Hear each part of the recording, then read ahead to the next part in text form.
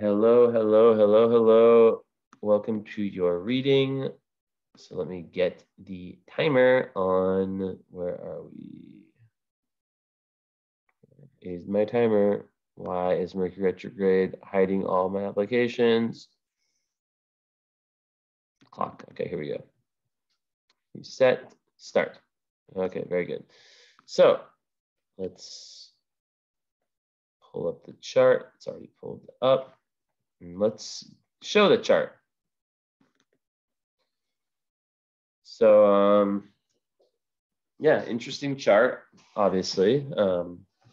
We got that Aquarius rising with the Leo sun conjunct Mercury in the 7th, Leo sun in the 7th, and the moon in Libra in the 9th with Venus there too. Mars in Gemini. So first things first, how is Leo relating with Libra? Well, they're 2 signs away. So that is a sextile, meaning that that's a very smooth flowing energy, right? Like when it's 60 degrees, your sun and your moon, which means that typically that speaks to like a good relationship between your father and your mother most of the time. And that if you have to like summarize the main embedded messages, like unconscious, like teachings or lessons or like what they're about, what you receive from each parent, there'd be a flow to them. And there's probably, and likely there's that same flow works within you, within your masculine and your feminine part. So why do Leo and Libra work well together? Well, they're both, more extroverted energies. I don't really want to go into the sun sign. It's kind of a waste of time considering everyone knows a lot about their sun sign. But very basically, how Leo is all about kind of expressing that inner child, fun, play, creativity, gregariousness. They're here to shine, in some type of way. And it's social, it's very social. And Libra, in the Libra moon, that's going to give you an emotional need. So this is why it works. So relationships is the first word that pops up in like just the very basic part of your chart. And that's because your sun's in the 7th house, which means that relationships are playing a very key role in your life's purpose. And that can be, usually it's romantic relationships, but it's also like business partnerships. If you were like a therapist, it would be like your client, one-on-one like relationships with your clients. Like this is a 7th house relationship, for example. And yeah, basically you learn a lot through them. And the moon in Libra gives an emotional need for that very thing, for relationships, right?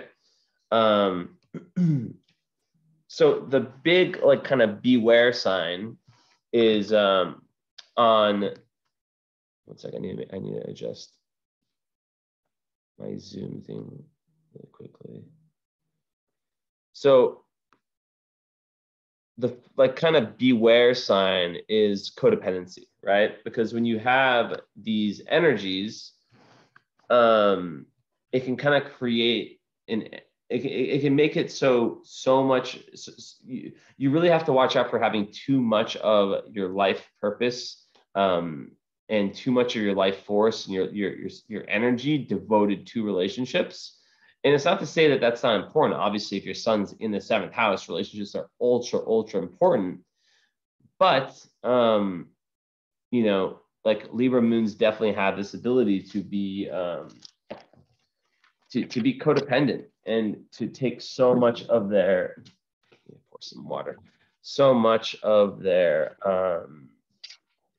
emotional well-being from how well a certain relationship is doing, or even like whether they're in a relationship, right? So yeah, that's kind of like the Libra moon. Also, it gives like an emotional need for. So this is like a very creative chart, right? Because when you have Libra is ruled by Venus, your moon's ruled by Venus, which is an indicator of like pleasant relation, emotions and things of that nature. But Libra moon isn't always that easy. But one great thing about Libra moon is that you use it as an emotional need to create in the arts. And Leo is all about authentic self-expression. So what I mean by that is I always use this metaphor: not creating for the sake of the views, but creating for the sake of understanding yourself better. It's like writing the poem that you might never show another person in your life, but through that poem, like art therapy type energy, right? Through that poem, you're understanding yourself. Wow, I look way better than I thought I did for how I slept like only like 5 hours last night, which is very rare for me. But it's nighttime and I am a werewolf. I regain my energy at night. I don't know, do werewolves even do that? I don't even know. But anyways, so that's kind of cool how those two work together, right? So Libra moon, it's an air moon. So, and you have a lot of air in your chart. And do you have any earth? Like for inner planets, I'm looking. No. Well, so, and then do you have any water? You have, Jupiter. It's like a middle planet in the Scorpio. North node. No. So your chart is heavily based with fire and air, which are the masculine signs. So what that means is that there is going to be an emphasis on doing and of that masculine energy. And a big part of your life purpose is understanding that, but also trying to balance that out and trying to go within. And we'll go more into that later with your North Node being in Scorpio with your conjunct your Pluto, and your Jupiter is close by too in the 10th house. So it's like, really about your career and your dharma and yeah, we'll get into that later. But more back to what I was saying, it's just very, very important, like with the lack of earth and water, to understand that when you lack earth, you lack balance, right? You can lack that groundedness, that ability to be the same person day after day. So doing things like yoga, hiking, anything that makes you feel embodied is super important for you, right? When you have a lot of fire, which it's more air for you, but like a lot, basically like a lot of air, and you have a lot of fire because you have a lot of fire houses. There can be a tendency to with the lack of water to not want to feel your emotions, and this plays right into your moon sign, right? Which your moon doesn't have any. I knew it. I literally could have said this before. I knew your moon was going to be square Neptune. I just had a feeling, and that's right. So you are, even though you have a Libra moon. I had an ex-girlfriend that had this exact same thing: Libra moon square Neptune. So I know all about this, but basically, there can be a tendency to kind of push away from emotions and push towards logic. And, when you lack air, some people who lack air can lack like compassion, lack intuition.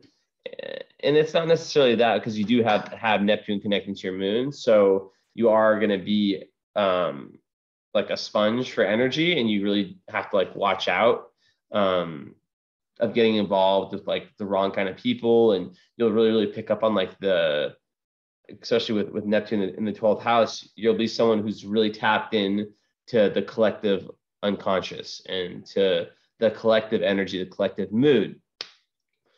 But with an air moon, whether it's, Aquarius, Gemini, or Libra, I always say it's almost like there's like an on-off switch with the emotions, right? Where it's like almost like let's say there's a person with the Cancer moon, the emotional stimuli happens, they feel it, they cry, they react right away, and they deal with it. So they meet their own emotional needs.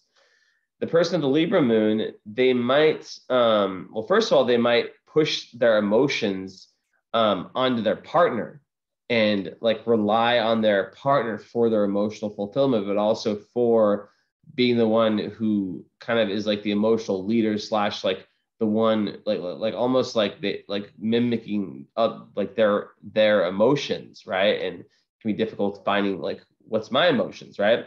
But also, you know, and that can totally also play into the Libra moon potential for people pleasing, right? And having lacking boundaries and putting other people, because there's this such a deep need for harmony and peace and this balance, whether it's in relationships and work and whatever environment you're in, that there can be a tendency to put other people's needs before your own. And Libra moons all have to learn that karma. But you know, with the air, it's like this on-off switch, as I was saying before, where they might just not feel that emotion till like 6 months later, like a year later, or whatever, and then like shit. And everyone has emotions. Like I don't care what your moon sign is. Air moons can be a little bit more aloof, and they can be a little bit more logical when it comes to their emotions, so they won't be as emotionally led. This is my matcha. So they won't be as emotionally led, which is good when you're like dealing with like business. Libra is the scales, so that's like commerce. I think of commerce, and it can be very good for business. It can be very good for socializing, right? It's a very socialized sign. I always think of like these like classy parties. I don't fucking know what they're called. Slipping my mind. You know, everyone wears nice clothes, like the art gallery. That's kind of like Libra energy, you know. Art also. I just messed my hair up. No, my hair. I need a haircut. Leo rising. I'm gonna die. Yeah, but basically, so that plays in really well with Leo, and I imagine that there's a, you know, that you you're very young, so you haven't hit your Saturn return yet.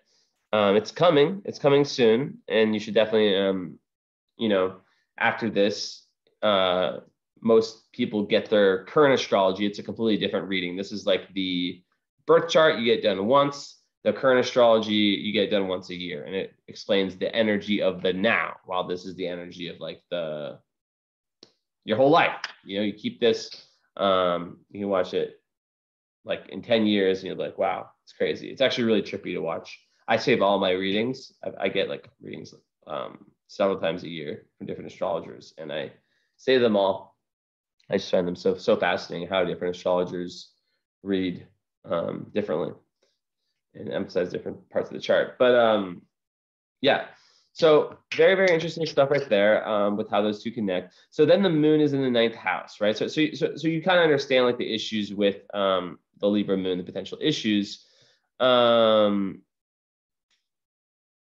like overall, it's very relationship oriented, and the goal is to find like this real harmoniousness and this creative outlet, and to just, it's very peaceful. So it's someone who wants to have a relationship, a marriage that's peaceful, that's fair, and under stress. That, you know, they're people that they like peace. So they can be very good counselors. They can bring people together. You know, be the mediator between people, the diplomat. And you know, sometimes if the moon's in Libra, the mother could have been very social and kind of chill and harmonious. So yeah, moon in the 9th house, very interesting. This gives you an emotional need that adds kind of like some Sagittarian energy to you. It gives you like this emotional need to understand the higher meaning, the higher truths of life, whether that's through traveling. I know, you know, you've traveled a lot. And traveling like physically, like experiencing different cultures, or metaphorically, like trying on different philosophies and stuff of that nature. So yeah, so that's really, really important. There's an emotional need for that. And the fact that it is in Libra, you know, with Venus in that same house would mean that you may be someone that falls in love or that, marries someone from a different culture. But Venus in Libra is a beautiful, beautiful placement. And basically it just means that you're able to really, really see the beauty in your partner. So it's like people who have Venus in Libra, it's in dignity. It's the best, with Taurus, the best place you can have your Venus. And it's also extremely good for creativity and for the arts and for being someone who can, find meaning like through whatever your creative outlet is. You can almost like, because I always say there's so many different roads to get to like that higher spiritual enlightenment. And some people choose the artistic route, so that could be you. I definitely see art and creativity in your chart pops out.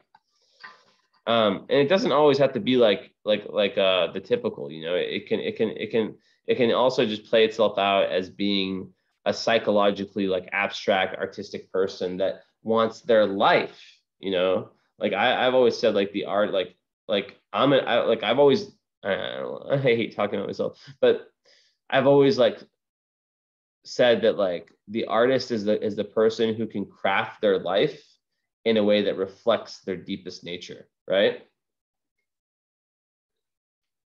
So that is a form. Everything is art, It's just like it's just a way of seeing life, and I believe that you definitely see it like that. So let's talk about some difficulties. Moon. Okay, so you have all these beautiful things. So travels, philosophies, learning, higher knowledge, higher wisdom, all that. That's amazing for you, and you really, really need it. And you have like lots of fortune when you go that direction. You meet the right people. Just checking.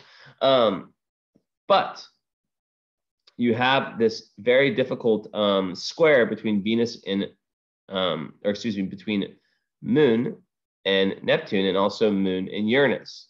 So let's start with Moon square Uranus, which is a 90-degree angle. It's actually 95, and then 97 with Uranus. So the Neptune one's tighter, but they still both definitely count. So what can I say about that? Moon square Neptune, boundaries. So not only does the thing that part exist, the whole Libra, like lacking boundaries and needing to like learn how to say no, but this can also happen on an energetic level, to where the boundaries between you and other people, especially people that are like energy vampires and more negative people, are really, really going to affect you. So people that have this, they really need to spend alone time. I say this in so many of my readings, but like I feel like I draw a certain kind of person to me, someone who's very contemplative, and that's kind of the square with the moon, and it can also cause a lot of like confusion around the emotions and around understanding the true emotional nature of you, right? So, and you really have to like watch out for like being deceived, like being deceived by like people who deem themselves as being like highly spiritual. And overall, it just like it can just be very difficult to like not to like, there can be, even though you lack water in your chart, there can be this feeling of just being overwhelmed by like, for example, like animals is a good example, right? Like the pain of animals, or the pain in the world. It can just like make you so sensitive to it, to the point that there might be like a reclusive energy that's formed. Also with this moon square Neptune, the way that your mother nurtured you is extremely important, more than with other people. And the reason is that some people that have this, that have more difficult aspects with their in the like difficult aspects in general, I've talked to clients who literally have said this before, where it's like they're like, I literally thought for the first 30 years of my life or something like that, that my mother's shit, like psychological shit, was my own. So and it's because people with this aspect are so sensitive to the subtle energies, like nonverbal cues, even other people's thoughts, that if there's any negativity instilled by your mother at like a very, very young age, you could have really taken that as your own, and it can really have shaped your life.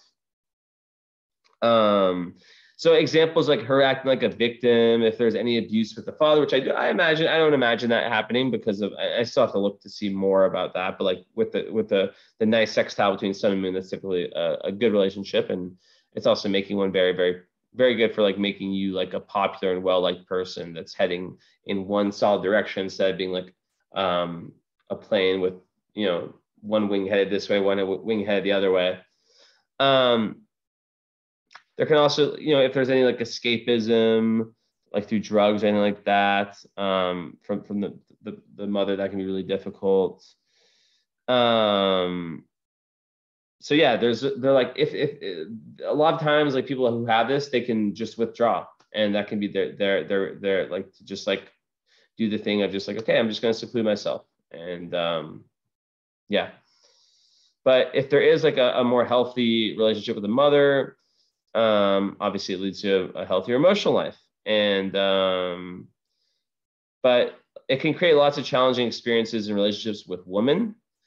And the key to this is learning to express your emotions. So that's like the whole creative part that comes in this, journaling, whatever it is, therapy, where you're able to just really express your raw emotions, even if you're like filming yourself and you're never going to show it to anyone, because Neptune rules cameras and mirrors and stuff like that. You know, that's really, really good. So like sharing your sufferings, and people will listen when you do that, right?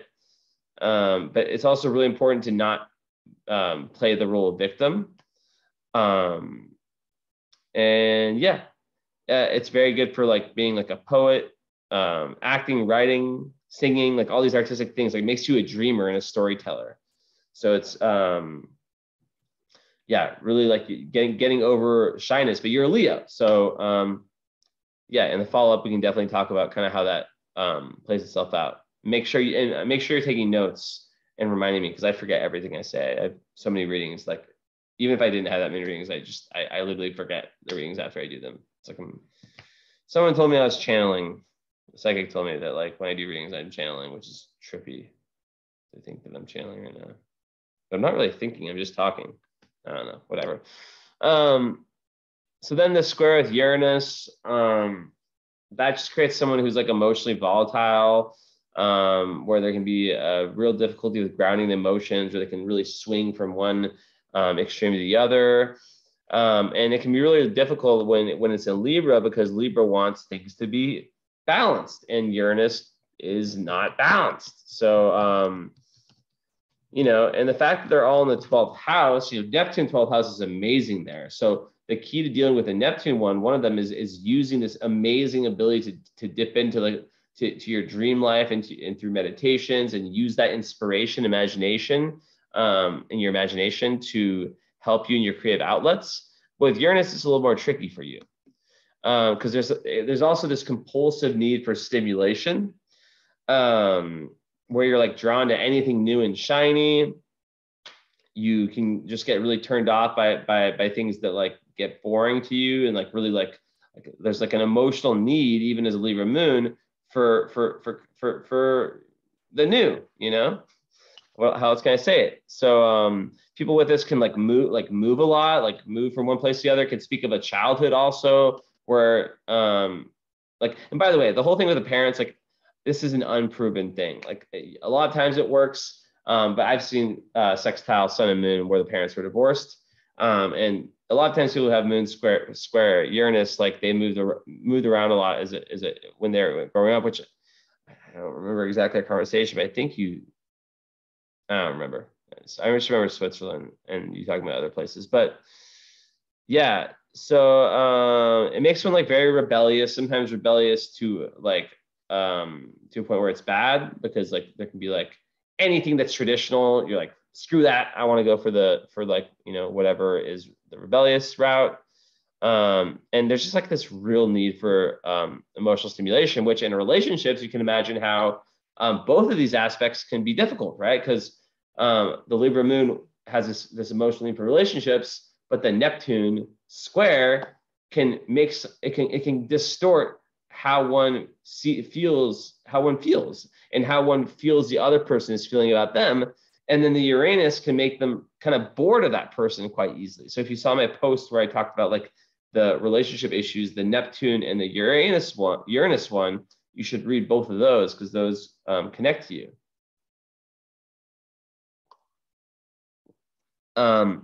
So yeah, a lot of times also it's like an unorthodox upbringing. It's not necessarily bad, but usually there's like a lot of freedom to find your way in the world.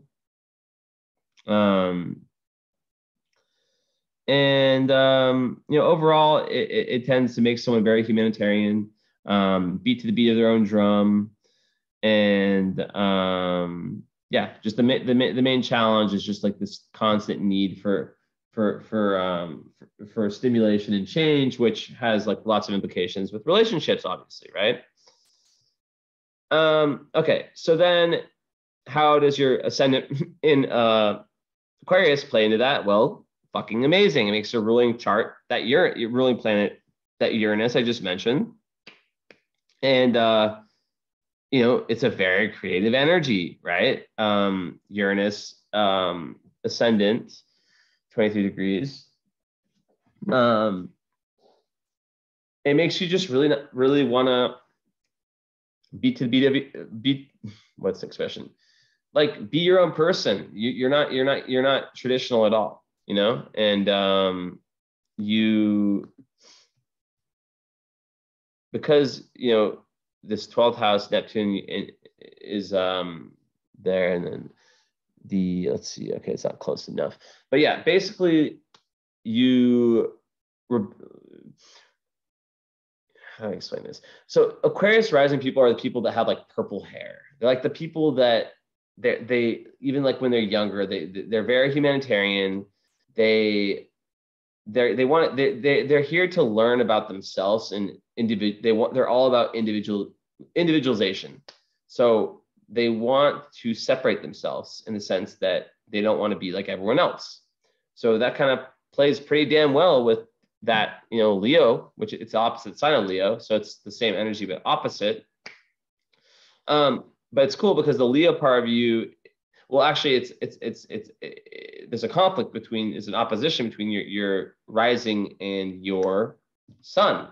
And the Leo is more about me, while your rising, the ascendant part, is more about we, right? It's more humanitarian, more about group oriented, more about like thinking about like very, very about like your friends and groups and large like goals and kind of just like the largest like goals that you want to accomplish with people. But then the Leo is more about goals about things that you accomplish in the 7th house. I guess in the 7th house is, with partnerships, but Leo is more of a me energy. But yeah, so I think Aquarius risings, they definitely take the initiative. And it's fixed sign, so it gives you this like ability to kind of like really follow through on your purpose. Like once you figure out like what you're trying to do, you can definitely follow through. Very, very unconventional, very independent, very, very independent. Like they're the kind of people that will like move away from home like early. And just like conservative people just won't understand, and it takes a while to kind of figure that out, right? To deal with like more conservative people in this world. And just gives you like lots of like this very pleasant aura. It's kind of like this genius energy, right? Like this very like very, it feeds even more to this artistic, creative, abstract, very interesting human being that we're seeing in this chart, right? Like very, very like, yeah, like kind of right brain abstract energy. So then what else can I say about that? Like your purpose and fate is like strongly linked with your friends and associates. And yeah, makes you a good judge of character. You also have to like really learn to trust your instincts with people. and your purpose may be linked to some humanitarian cause, right? And it's also like metaphysics and invention, stuff like that, right? Are very Aquarian, like science. And let me see if there's any fixed stars. Okay.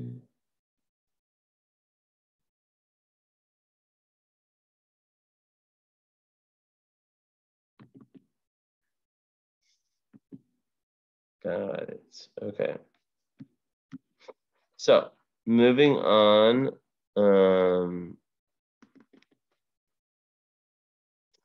So Sun is square Pluto. Wow. So that's a very, very intense aspect.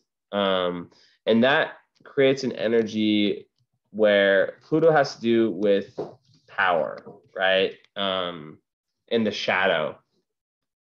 So when you have Sun square Pluto, this actually can create like a very difficult like energy when it comes to relationships. It gives one like a very intense nature. So even though you're not a Scorpio, it can kind of give you a Scorpio vibe. And the whole thing plays around control and ego conflicts that are coming because of like control, wanting to be in control. And usually it's a lot harder when you're young, and you're still young. So you're learning, right?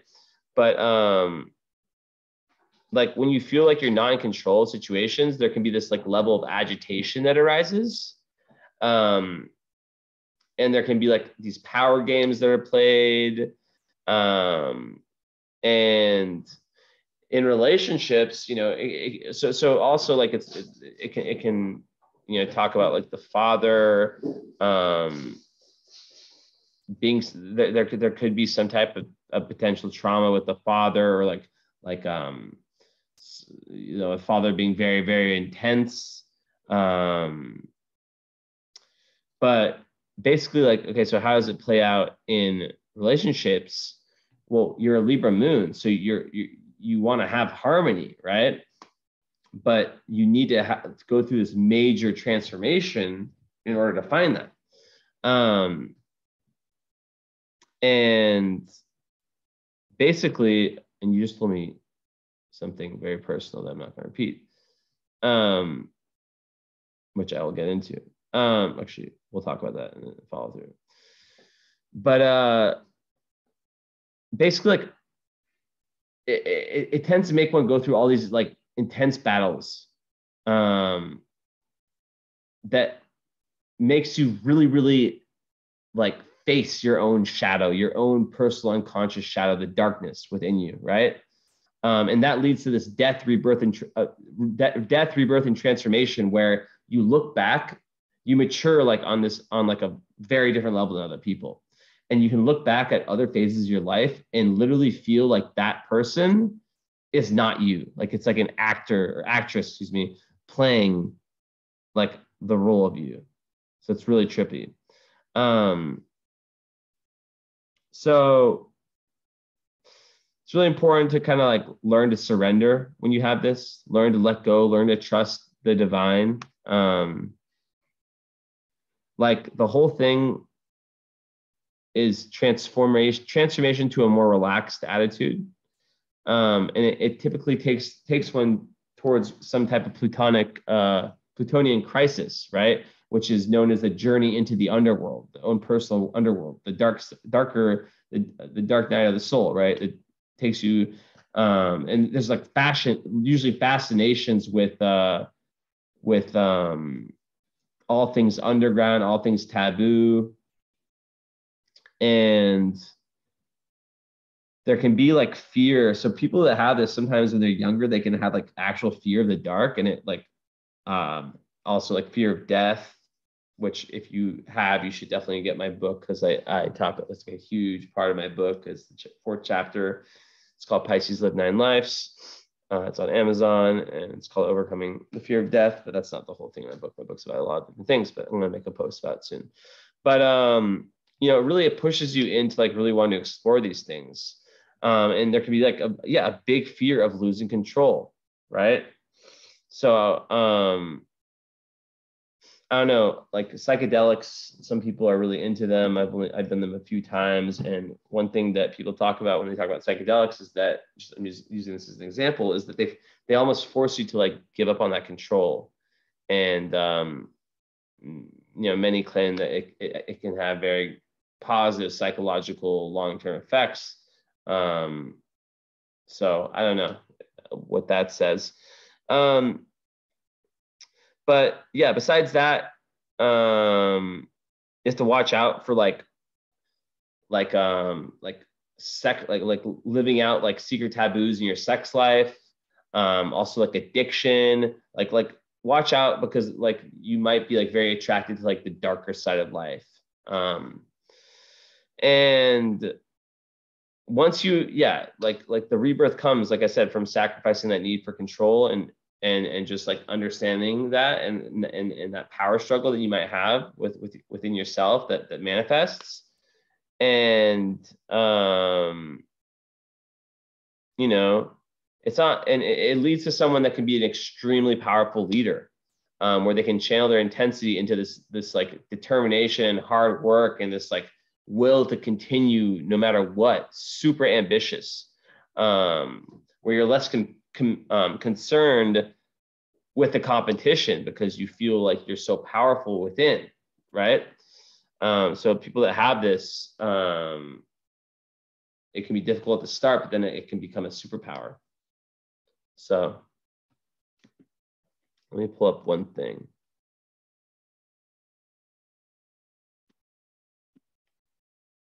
Hold on.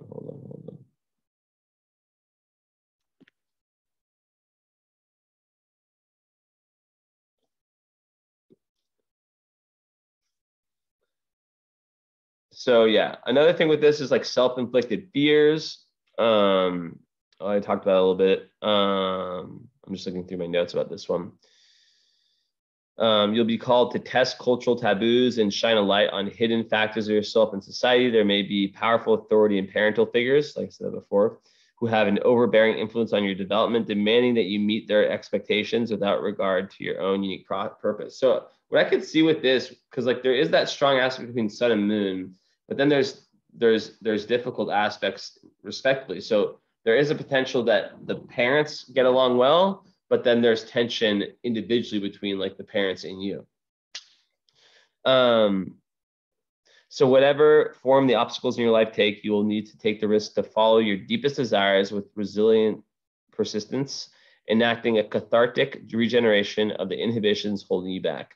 Due to having ambitions to gain personal power, you'll need to be careful to not become consumed with claiming power over others. You have the potential to be a source of empowerment for others. So that's well said. Okay. So after that, your Mercury is like how you speak, how you think.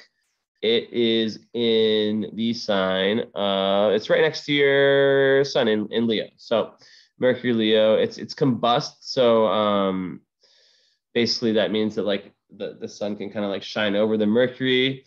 Just like into that in a little bit, but overall, Mercury and Leo, it just gives one a very enthusiastic way of speaking. They're proud of their learning abilities. They really want to speak in this kind of like, kind of royal regal way. And they like to they like to learn, like they like to have fun when they learn and fun when they speak. And it makes someone quite funny usually, right? But sometimes they can be a know-it-all and a little bit stubborn. And when it's in the seventh house, it makes one really want to have like a very like connect the sun, like very intellectual relationship, right? And it makes communication extremely important within the relationship, right?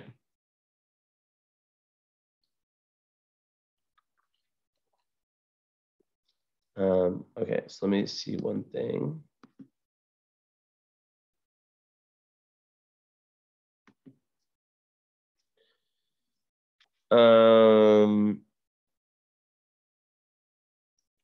So yeah.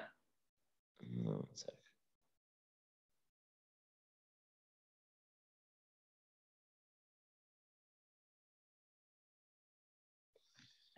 So I'm looking for something. So one thing that can happen when you have the sun combust Mercury is that it can create like some self-absorbment where one can be blind to their own flaws and be overly proud of themselves, where they love to talk about themselves, like really strongly opinionated, which is kind of like one of the shadows of Leo, without being a good listener, like being too much, taking too much, not giving enough, which I'm not saying that's you, especially with your Libra moon, not at all. So I'm looking for something. It can sometimes weaken the mental abilities.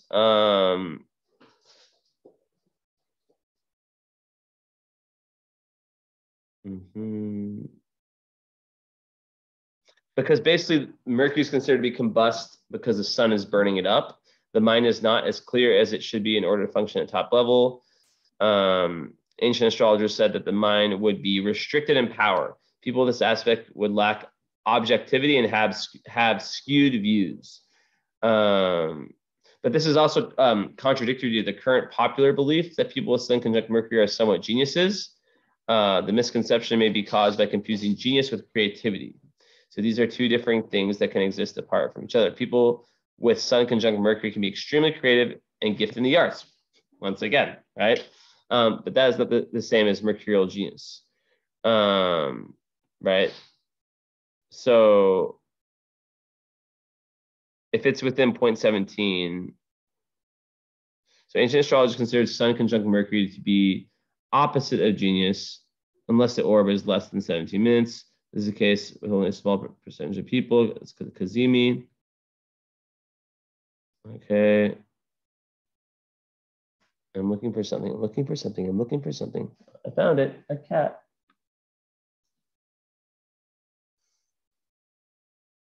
This is a Cancer baby. Okay, so here's what I was looking. That doesn't mean that people with Mercury combust Sun combust Mercury cannot be geniuses. If someone with Sun conjunct Mercury combust is a genius, it's not because of the conjunction, but rather despite it. Two famous people that had this are Elizabeth Taylor and Edgar Allan Poe. Hold up.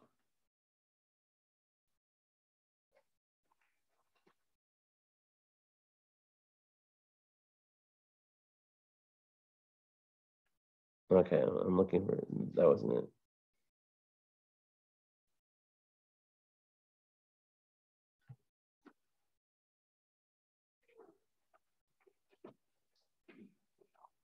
Okay, yeah. So basically, like it just can. The main takeaway is that it can make one lack objectivity, and it's unaspected. No, it's not. Yeah, it is. So basically, what that means is that you can be someone that really like just lets out their thoughts and their communications with no filter. You as a Leo, you might have to really check yourself with that. You know, it can get you into trouble. And then Venus is completely, and it's square your node. So your nodes.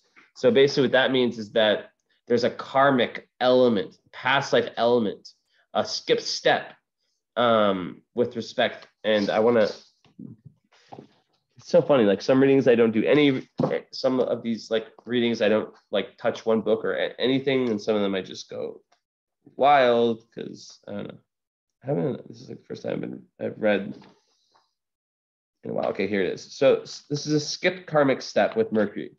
So when Mercury squares the moon's nodes, we are alerted to the possibility of unresolved issues in the mental life of the individual. This can include overly rigid thinking or excessively restless curiosity that lacks discriminations as to the kind of material the mind is taking on board. This placement may represent an issue with internalized messages or interjects of a critical nature that undermine the strength of the personality. Such internalized guilt emphasized in the sixth house Virgo archetype can become the basis for internal shame and of masochistic tendencies. This placement may indicate a range of communication issues, for example, an issue with trusting opinions of others, lies or conflicting views as to the nature of the truth may have had profound consequences in prior lives. I'm going to repeat the last part. Lies or conflicting views as to the nature of the truth may have had profound consequences in prior lifetimes. And is there any others? And also your sun. Wow, I didn't realize your sun was also square. So here's another skip step.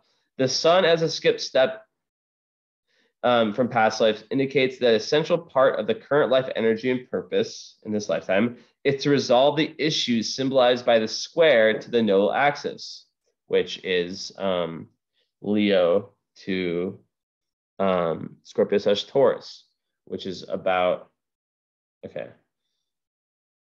So that square, basically like when your north node is in Scorpio, you're trying to develop a deeper, you're trying to go through towards those like death, rebirth transformations. You're trying to deepen yourself and go into your shadow. So maybe there's like a certain level of surface level in past lives and there wasn't enough depth. There's too much, there wasn't enough risk taking there wasn't enough risk taking on a psychological, energetic level. In this life, you're really meant to go into your shadow, into your fears. That's what I see. And relying like too much on like the kind of nice things, you know, the nice things in life, you know, and the whole Taurus, how Taurus doesn't like to change, that kind of energy. So, okay, it's to resolve the issues symbolized by the square to nodal axis. Through house and sign and through the node, it resolves through. And the house is the 4th and 10th. So in this life, it's saying that in past lives, you were too close to home. And it's not a bad thing. You really, really like to play it, not risk things, not take risks.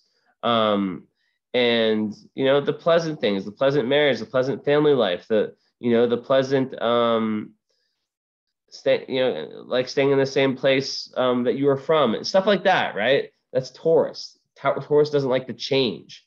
And in this lifetime, it's all about change and embracing surrender, embracing spiritual surrender, and embracing this change and the things that don't feel so comfortable, but might lead to the highest psychological, potential. So this placement indicates that the current life is a critical one for the resolution of the unresolved material from past lives. This material is experienced in this life as part of the core nature of the individual. This material is experienced in this life as part of the core nature of the individuality and the sense of the personal meaning. This planet placement has echoes of the symbolism of the hero's journey, which we literally talked about because that has to do with like the Dark Night of the Soul. You should look up Joseph Campbell if you haven't already. There's like a really good documentary that I don't remember the name of that a lot of people have watched that talks about that. And it can involve the individual having to create or maintain a personal vision in isolation or in conflict with others around them in their life. I'm going to repeat that. So it's about the hero's journey that can involve the individual having to create or maintain a personal vision that's in isolation, so it's different or in conflict with others around them in their life. As such, it represents a challenge to individuate, which is exactly what this chart is asking. Individuate. Your South Node past life tendency is to stay the same, to do what other people do. In this life, it's like, fuck that. We're giving you energies that are dynamic. You got that, I'm getting a little crazy now, but you got that Mars and Gemini too, right? You got an unaspected Venus in Libra, right? So when you have unaspected Venus, there's 0 aspects. Let's show the chart one more time. You see this, this Venus, right? This right here. There's nothing, not even like any of like my angles or my part of fortunes, like nothing. So unaspected Venus, this creates difficulty around relationships. And this goes back to the codependency thing, right? Unaspected Venus people can put too much too much, and I'm going to show my face again because you've seen enough. They can put too much in the basket of relationships, right? And what can happen is that, you know, no one really feels comfortable when, for example, like they are like let's say like I'm the partner of someone, not you, but like let's say like someone has an unaspected Venus and is dating me. I would feel uncomfortable being put on a pedestal, right? And it also can create like issues, you know, but it can also make one kind of like reckless. And let me find one thing. No, it's not this.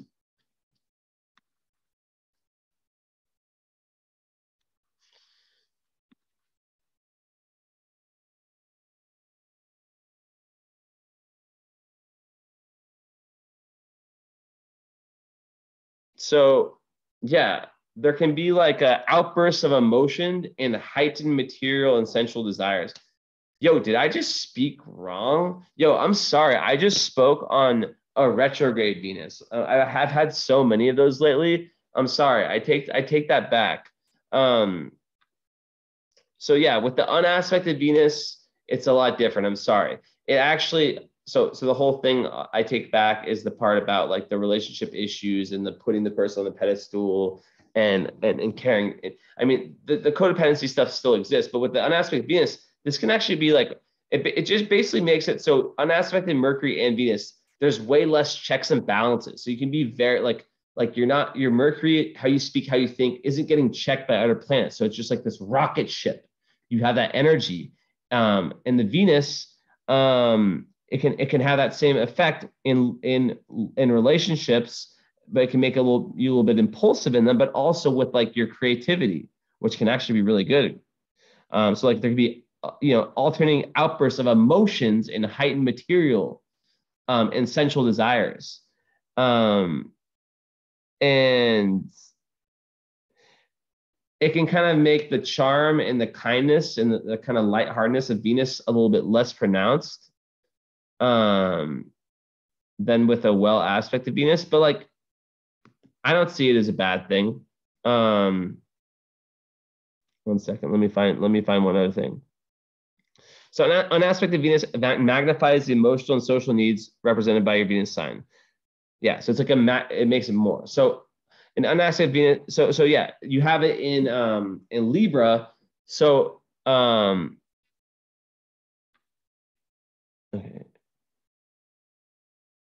So it's just going to make you like really, really want relationships, but it's not going to necessarily like create that negative energy around them. And it can definitely create like a emphasis on being attractive, flirtatious, charming, charming or even understanding in order to be liked and appreciated, right? So it makes one really, so it does really, really make one, care. So like, yeah, so that's very interesting.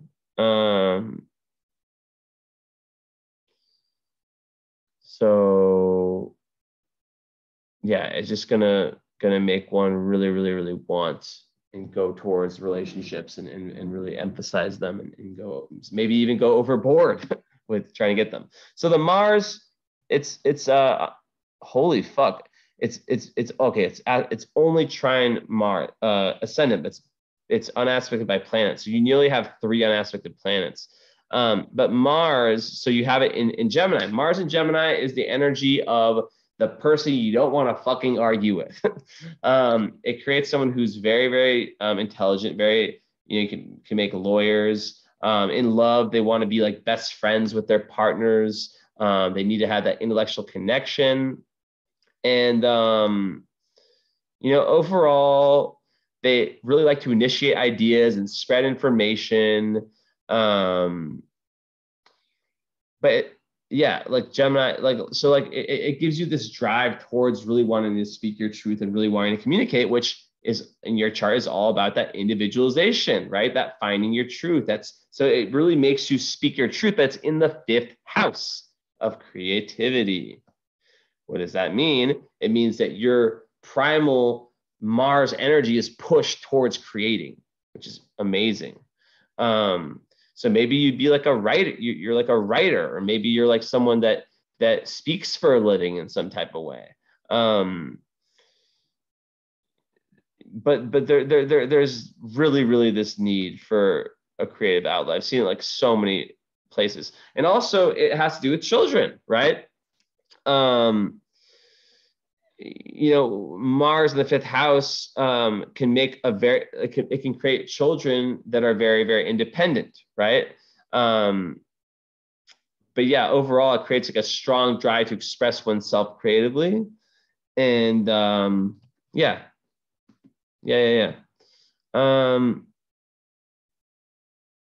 And the fact that it is, trying the ascendant, it just goes perfectly along with your Aquarius rising.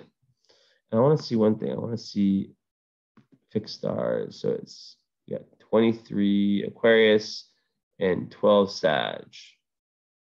Wait. Close to Antares, just not quite. And 23 Aquarius. Let's see if there's anything there. Oh, Deneg Algebi. Okay. 23, 33, and you are. Hi, Yasmin. Hi, Yasmin. Okay, so it's right on Deneb Algebi, your ascendant. So let's learn about this fixed star, right? The nature of Saturn and Jupiter. Dignified, pious, conservative, acquisitive, retentive. It is said to cause beneficence and destructiveness, sorrow and happiness, in life and death. Well, duh. Okay, let's see what it says about the rising. It talks about happiness in life. And it's very independent, it seems. Why is it not telling me about the ascendant? What the fuck? But it seems like a very powerful one. Like Jay Leno, Abraham Lincoln, these are people that have it rising. One sec. I need research.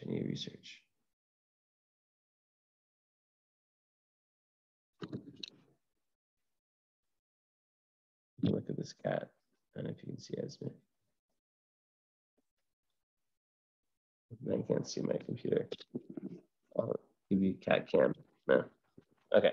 Anyways, I could just save this for our follow-up. I like to talk about these and learn more about them because I'm learning more and more about fixed stars.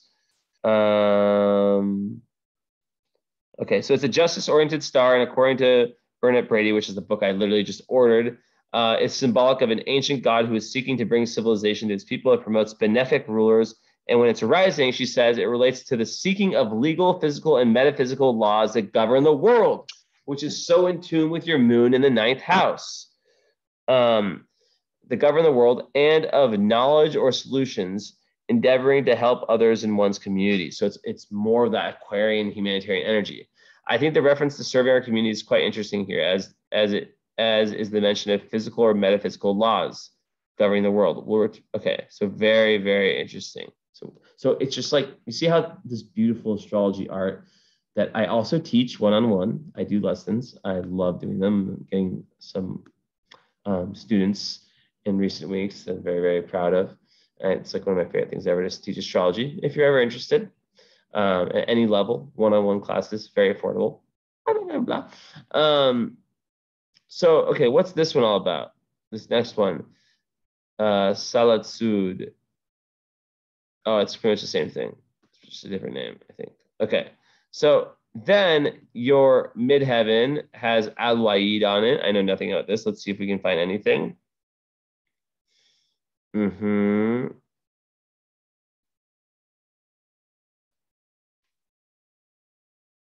Yeah, I'm not. Maybe it's a lower. It's not giving me much about it.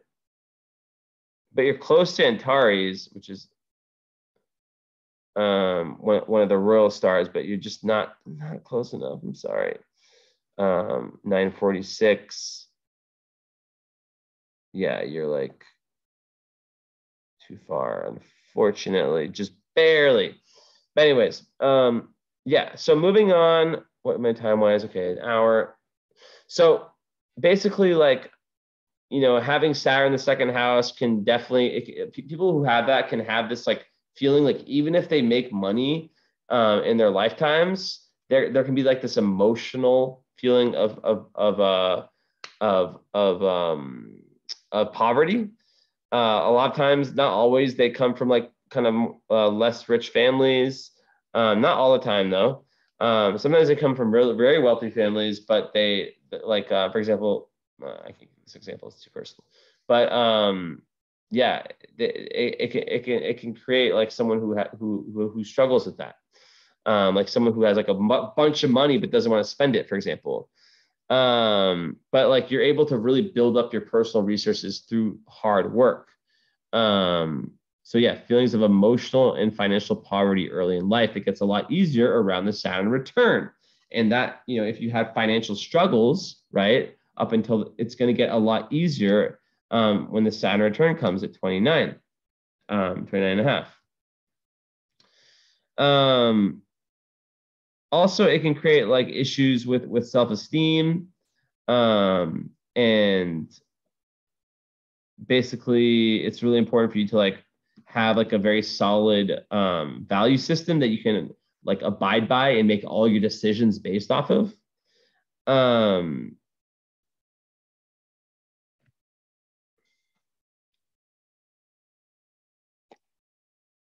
But like, it's, Saturn in an Earth house, it's not that bad. I mean, I would say like Saturn in the 10th house and the 6th house are the two best. Second house, it's actually going to help you make money long term. Um, so, but yeah, it can make it definitely difficult for the first 30 years. What else? Okay. Yeah, usually born to a poor family, as I said. So it can create like a survivor, someone who will start from zero with their finances.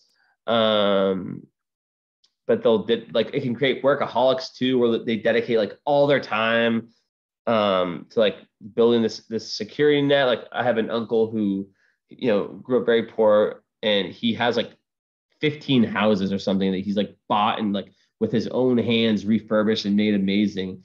And he just still just spends nothing. It's fucking insane.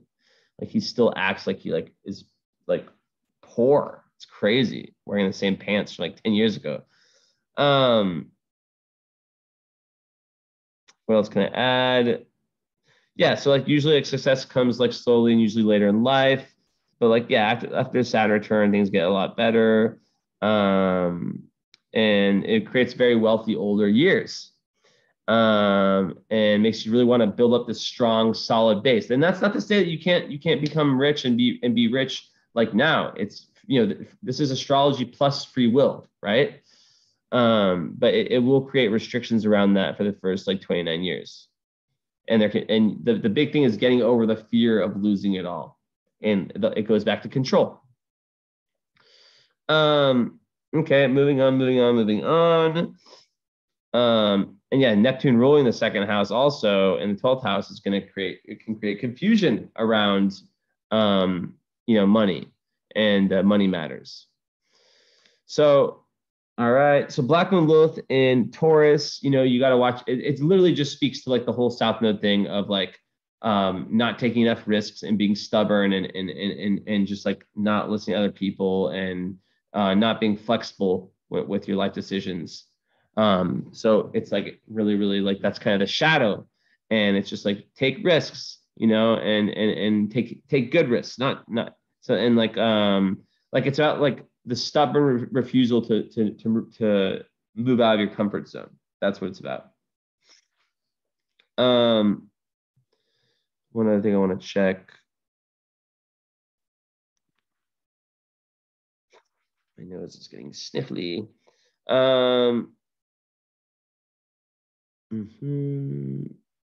Yeah, okay. A thing about Mars and Gemini too is that when they get angry, they use their words as weapons. I always never want to forget that one.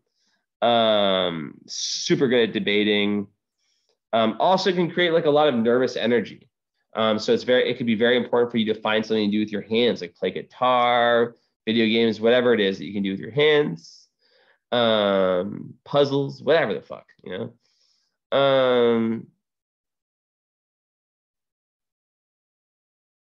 It's hard to like have like sustained interest is not especially common with this position.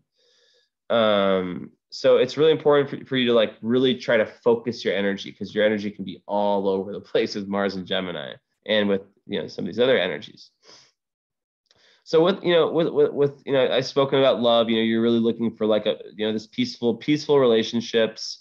You want to really be proud of your partner, Leo, ruling the seventh house with the ruler of it, seventh house in the seventh house. It makes you a very generous partner, enthusiastic partner. Someone you like to be able to express your inner child, that Leo part of you within your relationship. Maybe you're like me and my girlfriend who are like children with our little baby schmooks. And yeah, you can like really get bored easily, especially with the Mars and Gemini, if you lack that vitality and that fun and romance. And you really like a lot of times will want to have like attention from your loved ones, which is like the seventh house is saying that. The fuck knows. Okay, eighth house, Chiron and Vertex are there. In Virgo. So Chiron. So basically, like that's saying that's basically there could be some issues with sexuality. There can be some feelings of an inadequacy in that area. Also, like feeling sensitive to like the painful undercurrents of the world, which I've spoken about before. But the goal is for you to like get past that and learn to like have like energetic protection and to be someone who can heal other people. And you'll feel one of the clues is Chiron Virgo is you'll feel this very strong link between your emotional patterns and problems and your physical health. So you have to watch out for like potential workaholicism. Also there can be like this big fear of emotions, just shown with the air moon. So like leaning, like the big thing for you in this lifetime is to lean into like the uncomfortable. Vertex and Virgo, you'll come off in relationships as like is quite practical, quite loyal, and someone who's willing to do things for the partner. And you'll go through intense experiences that will lead you to your higher higher awareness. It's another clue of this like death, rebirth, transformation, letting go, surrendering thing, right? Ninth house ruled by Libra with Venus in it. Once again, very strong. Traveling, learning, all that stuff is so important. You also have Juno, the asteroid of love, there. I need to create a new kind of reading, like a love reading. Let me write that down real quick. I need to create on my site a love reading, because I just can't like where I use all the love asteroids, create a love reading with asteroids plus whole. Yeah, I'm going to do that because like there's so much, astrology can go so many ways. I want to see one thing. I just had this intuition. But yeah, so the fact that you have Juno, in Libra too with Venus there, it's basically saying that it's just doubling down, that you need that peace and that serenity, and you're looking for a partner who considers you as an equal, where there's that peace and harmony are the vital great ingredients within your relationship. You don't want the drama and all the craziness, although there is going to be some intensity with that Pluto square sun and all that, those moon aspects. You want someone who's patient and who's calm and who can work through things. And then Juno ninth house, that goes, you really want to exchange philosophical truths with your partner. You might, once again, be attracted to someone from a different culture. You might really want like a travel buddy, right? Stuff like that, right? Like it goes back to the whole ninth house. Okay, 10th house ruled by Scorpio. So Mars is in maybe, and midheaven is in Sagittarius. So the 10th house has a lot of energy, and it has Jupiter, has a north node. So basically, you're meant to take all of your past life gifts, right? And push them into your career. 10th house Scorpio, it's like very, very big spiritual, psychological, energetic ambitions. Jupiter in 10th house is a guardian angel for career. So it's just like the kind of energy that, let's say, like you lose a job and then 2 weeks pass and you can't get complacent, but like 2 weeks pass and you get a better one that pays way more, right? You are seeking to basically, like through your profession, your public life, it's like a vehicle for you to express the meaning of life. And it also gives like a need, like a ever expanding need for public recognition. Now, Jupiter in Scorpio, this is the like a very big indicator of a truth seeker. Like where there's a strong desire for also sexual union, like that soulmate level of sexual union. And it gives you this like built-in lie detector, right? It's like very, very good for psychologists and people who are dealing with like, astrology, whatever it is. Let me open this.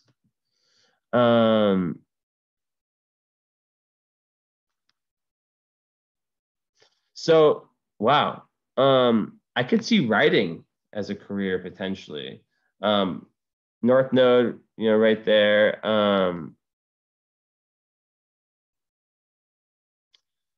Hold on, 19.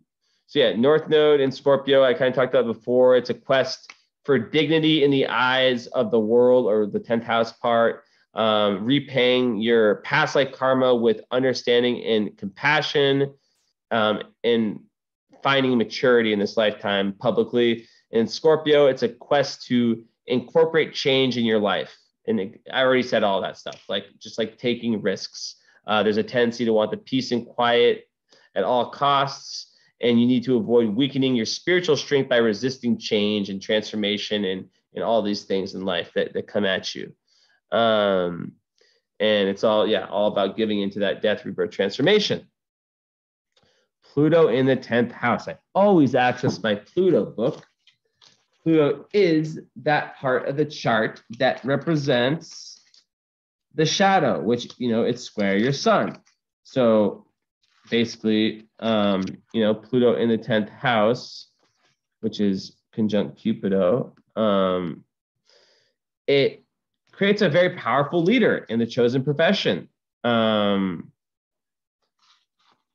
But the whole deal, you have to really, really work around this issue with power, because there can be like this tendency to be like for power struggles, So, okay, so there's a desire to form a meaningful role within society and to express personal power based on self-determination and self-discipline in order to achieve these goals. Potential past life memories where they felt defeated by the system, or a sense of mistreatment from others as they may have been judged as lacking in some way.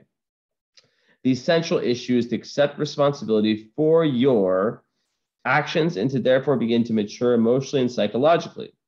The skipped past life step was in the public domain, and this now represents the avenue of greatest growth, which it's shown by the fact that that your North Node is there too.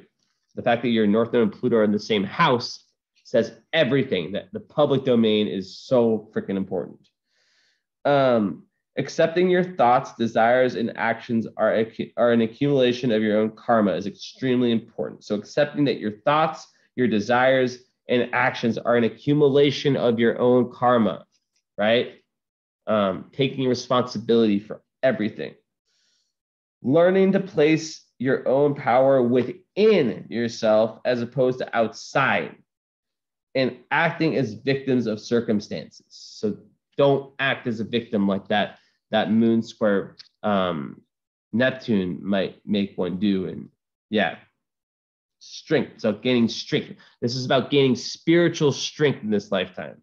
And when you're going towards that, Jupiter is going to give you luck. And there's a need to reconnect / re-identify with experiences of nurture and personal emotional belonging. There you go. Connecting with that nurture and personal emotional belonging.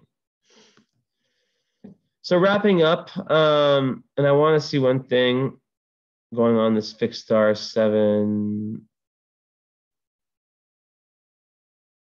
Okay, I want to see this real quick. Which one is it? 15, 19.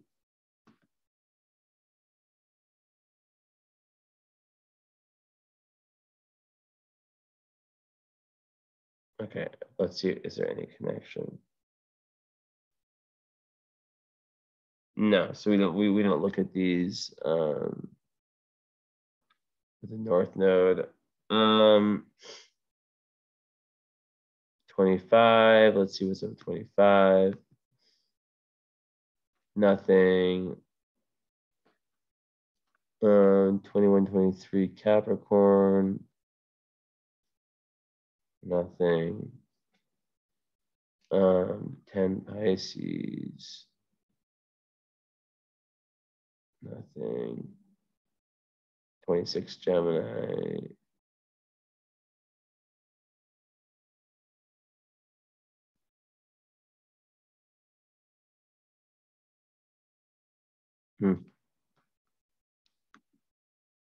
Let's see what's up with this.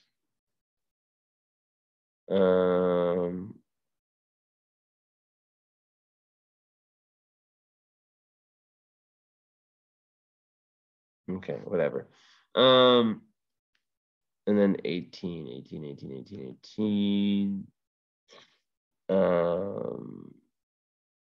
Okay. Let's see what's up with this fixed star. All right. Okay.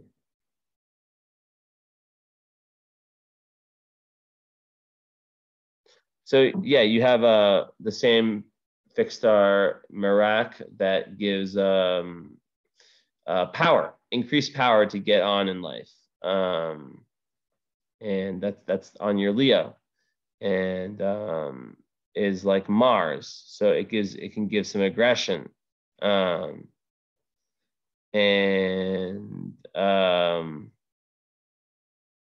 it can make one very dominant. So that's like on your Leo sun, very very powerful. So the whole power thing we definitely have to talk about. Okay.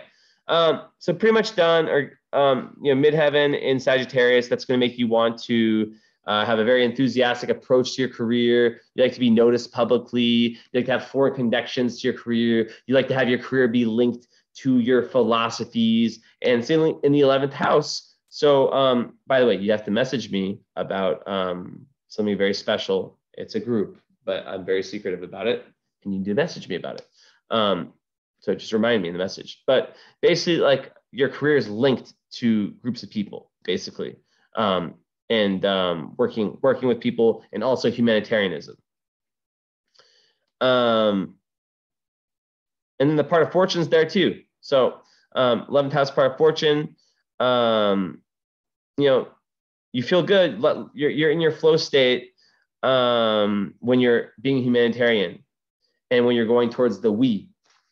The common goal. In Sagittarius, it's once again, it's just like your life is enriched when you're experiencing joy through freedom, through new adventures, through higher philosophies, through traveling, through all that stuff, all that Sag stuff that I've mentioned so many times. You see how this goes full circle, this chart. You see different things said different places. And finally, I've talked about these already. But 1 second. Timeline. It's too bad. Dang, really reading a lot for you. I'm not going to read right now. I just want to see something. Hey, FedEx. My third cat just came. The fuck is, excuse me. Well, you're young, so I can customize you. Where the fuck is this? Okay, so it's page 1. No, it's not that page. It's page 177.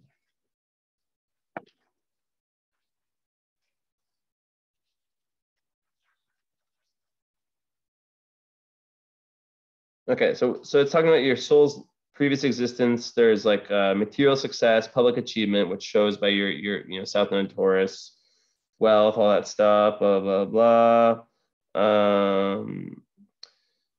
Forced by guilt to suppress your worldly aspirations, you buried them here in the deadly domain of deep denial. As a result, you're now more conservative than you appear and far more ambitious than you would like to admit. Apparently, the past has left you with an aversion to public scrutiny and a strong, and I'm not going to remember any of this, by the way, so you really have to like take notes. Strong preference for working behind the scenes. Not surprisingly, you often unconsciously avoid the recognition and status you deserve by being drawn to dead-end positions. No, I don't. Blah, blah, blah. So while scandal or public disgrace was the cause of your past undoing, which was shown, the self-discipline and determination you managed to display at that time are now your hidden strengths. Yes, work is your addiction, but depression is your weakness. Extremely trustworthy in the past, your achievements in this lifetime tend to involve confidential matters or secret projects. Big karmic connection to parents. Serious issues of loss or deprivation with your father. No wonder you can't get a good night's sleep. Previous influences and experience. Take this one with a grain of salt and let me know what you think about it. You could have been a politician in past lives, someone high up. Yeah. And your unfounded phobias and unconscious guilt are controlling you. So yeah, I talked about Neptune there. This can make you feel overwhelmed by the undercurrents of the world, but it's the best place to have Neptune. I would highly, highly advise dream journaling. It can be very, very powerful for you. And you can really escape from reality with your creativity and your daydreaming and fantasies. And it gives you very, very much compassion, which is a massive asset if used correctly. And then, of course, finally, Uranus, which I talked about also. It can, in this house, when you're meditating, you can just get these downloads, these intuitive flashes. And it's very interesting.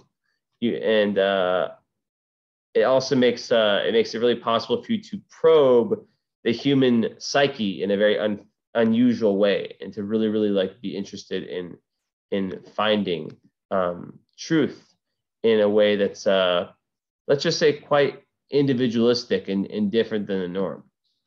1 second.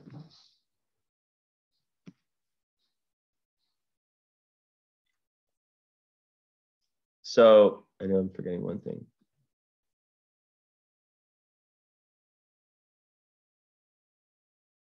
Yeah, so it's also a marker of psychic abilities and clairvoyance, potentially. So it's all about tapping into that. And 12th house rules sleep/meditation. So like I said, you can get really tons of downloads during those states. Write that down. If you don't have a dream journal, get one, have by your bed, write, even 2-3 minutes, just like notes, poems, like whatever, and then you start to strengthen that muscle. So easy for me to say, but I don't do it, but whatever. I used to do it. It was amazing. It can make really weird, abnormal sleep patterns, which we talked about before. And it can also create lots of like interesting paranormal experiences, like frequently leaving one in wonder about what happened, awe and wonder. And they can be like life-changing. I wonder if you have any of those. Tell me if you did. Like, once again, this goes back to like the need for loneliness at certain periods of times in your life. But like, I would highly suggest getting the current astrology reading after we do the follow-up to understand the astrology of now. And yeah, that's pretty much it for this reading. So I hope you enjoyed. I felt like we went really, really deep, really, really in depth. This was a very, very good reading. You caught me on one of my better days. Well, I try my best My eyes are getting a little bit red. I need to go to sleep. But yeah, it was a joy and a pleasure. And I look forward to the follow-up. So watch this as many times as you need. I say most people watch it like, I don't know, 3 times, 4 times. I don't know. People watch it a lot. It's a lot of information. So, no rush with the follow-up, and talk to you soon. All right. Ciao.